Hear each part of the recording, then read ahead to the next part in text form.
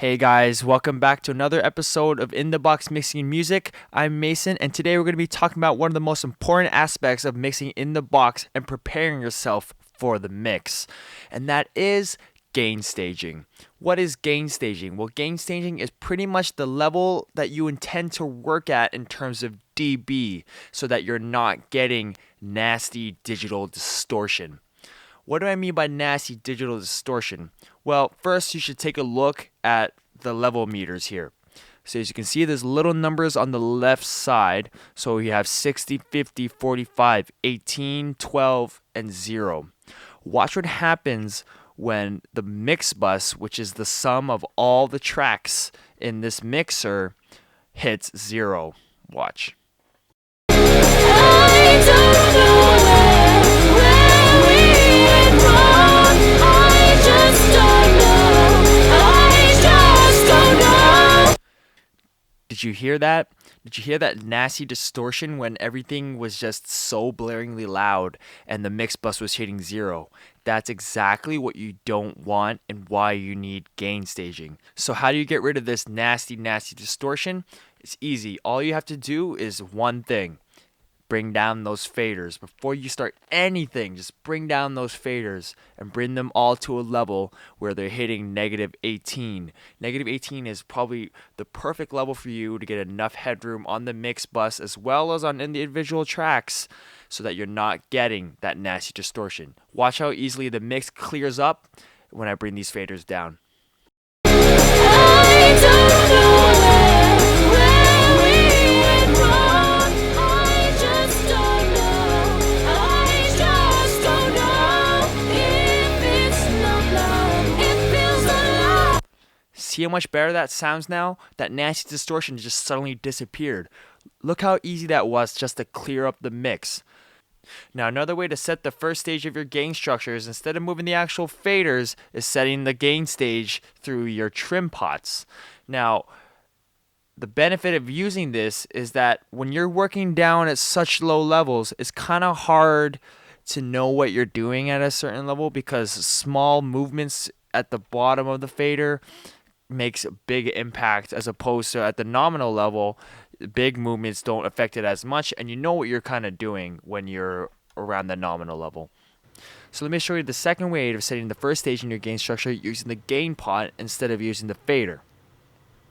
I don't know where we went wrong. I just don't know. I just don't know if it's So this way, you'll be able to work with your levels with the fader near the nominal level, and it's a lot easier to tell what you're doing this way than all the way being down here.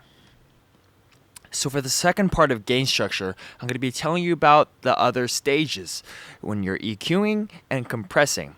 Specifically when you're EQing, you're going to be adding gain or cutting gain from your frequencies that you've chosen. So this is not living in its own world. It does get added to the mix bus, so you need to attenuate the amount of gain that you add. So I'm going to show you with this lead vocal exactly what I mean. So let's just take a listen without any EQ on it. I don't know where we went wrong. So if I were to add EQ to the 10K range, you'll see that the volume increases when you add that dB.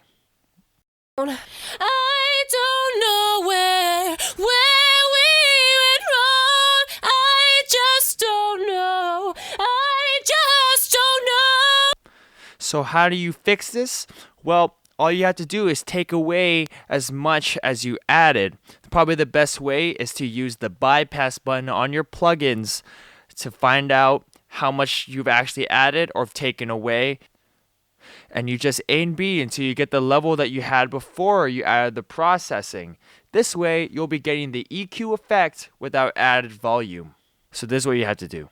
I don't know where we went wrong. I just don't know. I just don't know if it's not love. It feels a lot like love. A lot like love. So it's pretty close to what it was. So that's really good for your gain structure, and you're not going to be hitting that nasty zero level when you're getting carried away with all the other instruments. So when you look at compression now, if I were to add compression to this vocal, you'll see how much it actually adds to it. So take a listen. I don't know where we went wrong. See how when I added more compression on this particular compressor, it actually added more gain. So what I have to do is take away that gain. I don't know where we went wrong. Now I've set it so it has the same volume it had before compression, but it still has the effect of compression on it. Now imagine this in a large scale when you're dealing with multiple instruments, and if you didn't attenuate the gain that you added, you'll be hitting that zero no matter what you did. Even though we did the whole fader trick at the beginning, the sum of all that EQ and compression that you didn't attenuate is still going to be clipping the fader. So let's review. Bring down the faders and attenuate the EQ dB that you add, as well as compression. With regular compressors, when you have gain reduction, the more compression you add, you actually have to bring it back by increasing the gain. This was a little special one, but it's the same kind of philosophy. Well, that's pretty much all I have to say for In The Box Mixing Music. Happy mixing, guys. I'll see you next time.